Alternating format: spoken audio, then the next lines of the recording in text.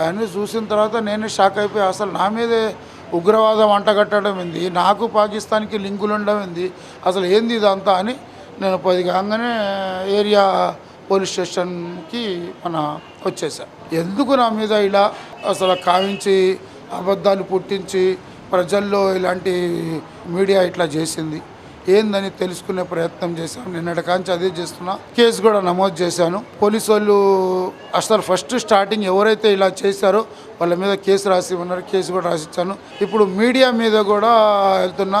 చెడు ఒకళ్ళ మీద మోపి నిందని 10 మందిలో చెప్పడం ఎంతో చాలా ఈజీ. చెడు ఉట్టిగానే వెళ్ళిపోతుంది.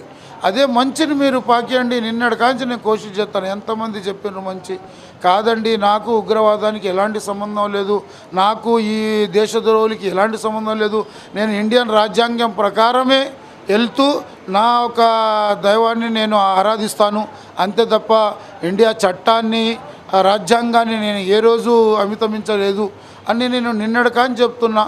ఏమి కూడా జనంలో ఎలాంటి వెళ్ళట్లేదు. ఇప్పుడు కూడా మీరు చూస్తూ ఉన్నారు, ఈ ఏరియాలోనే టాప్ హోటల్ నాది.